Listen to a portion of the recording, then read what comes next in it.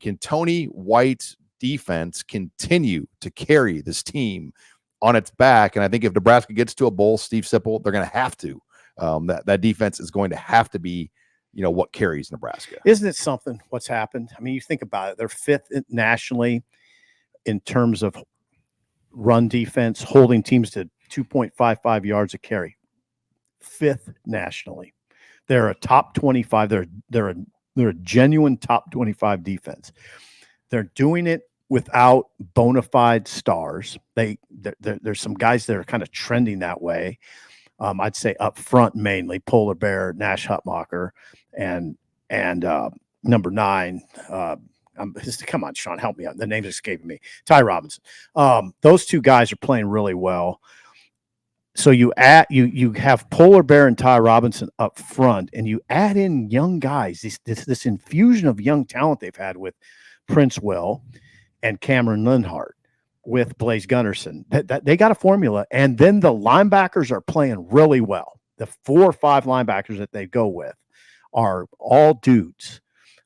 Sean, I never would have guessed in August that the front 6, the front 7 would be as good as this. Well, and just the way they interchange pieces, Jamari Butler was a jack. Yeah, Jamari Butler. He's a D end. Yeah, I should have mentioned him. Prince Will Umanyalan was a D end. Now he's a jack. Yeah, and we've seen Mekhi Bayer play jack. He plays linebacker. Just the inner workings of how these guys can move around. And then you can just say, oh, James Williams, we're going to play you 9 plays and be a pass rusher. I mean, just the buttons they're pressing. Like Bayer, they saw him flash on special teams against Minnesota. Next week, they put him on defense. He made plays. So they're pushing the right buttons, which we just haven't seen that done very well over the years at Nebraska, where I think there's been almost a fear of failure to just throw new faces out there and just kind of stick with the old and don't change up, don't sub. And it creates a culture where guys on the bench think, well, I have no chance to play. Like with Matt Rule, if you're on the scout team now, you have a chance to play on Saturday. Great points, Sean. What we're seeing and what's being reinforced is that coaching matters.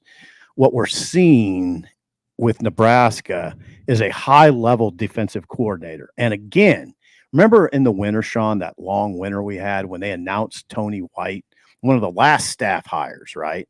Tony White from Syracuse. We were a little underwhelmed, right? Like, I don't really know who this guy is. Syracuse was a good defense, not a great defense. Tony White has been sort of a national revelation if you dig into it. Sean, he's got a top 25 defense at Nebraska, a top 5 rushing defense.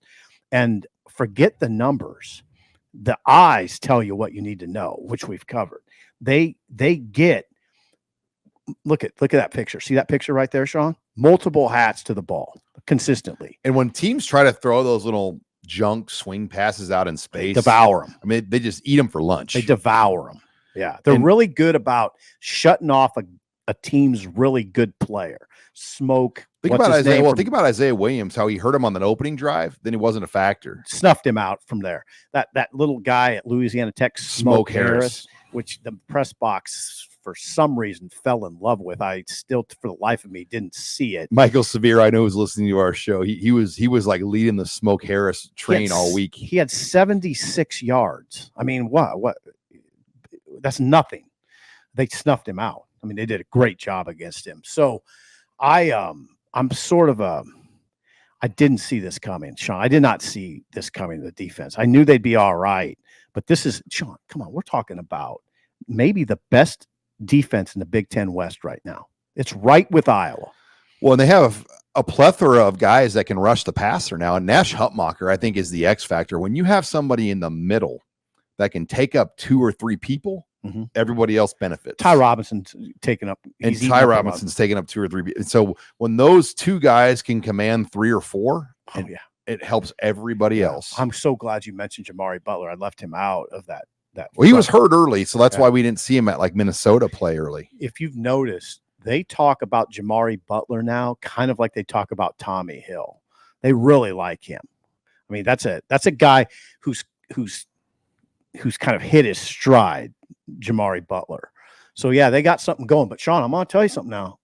They're going to be tested in this game by those 2 running backs. I know you think I'm crazy, but those guys can run it. Tyrone Tracy and Maccabee are pretty good running backs. Yeah, the weather Saturday too, I think it's conducive to a defensive style team. I mean, I'll be curious, 40% chance of snow with temps in the 30s, kind of how this defense looks when it's not going to be ideal offensive conditions. I mean, it's a banner day for Big Ten West football. It is Purdue, but now Sean, Purdue, they're gonna try running it at Nebraska with those two guys. I'm interested to see how that looks. Can they block Nash Hutmacher? I haven't seen anybody do it all year. Yeah.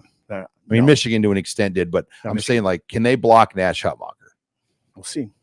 It'll be interesting to see. All right. And one other thing on Tony White I want to get to, because I get this a lot, and I'm sure you're getting this a lot at your speaking events we do in talk shows. There's almost this fear of, like, how are we going to keep Tony White already? I think people are getting smart enough to think that he's going to get some head coaching opportunities. I think that's a good problem to have. And, it's a great problem. He will have opportunities. I mean, there's a job I always say, like, what if, like, San Diego State opens, which people think it will? That would be a good fit for a guy like Tony White. But does he want that? And I think it's safe to say Tony White's going to get a raise. Yeah, I don't know what – I mean, come on. The key part of that discussion is how much does San Diego State pay a head coach, which I don't know. Well, yeah, Group of 5 pay versus Power 5 pay. Like, what kind of opportunities do you want? Because if you're a Group of 5, or if you're a Power 5 high-profile coordinator, you make as much or more than Group of 5 head coaches now. Right. So I don't know what San Diego State's paying. A lot of it will come down. I just use that as an example because they're a quality Group of 5 job. Right. The only thing I would add to this discussion is there are coordinators out there where you say, nah, he's not a head coach. I don't think it's going to happen. Tony White's different. He carries himself. Yeah. He feels to me like a guy who could lead a program. And you can tell he's preparing for that day. There's no doubt about when you that. see him speak, the way he carries himself, the way the professionalism he has. 100. Sean. He's like, all right, I am going to be a head coach, and I'm getting ready for that day. And 100. it's a matter of how many years will he be here for, but he's doing an excellent job.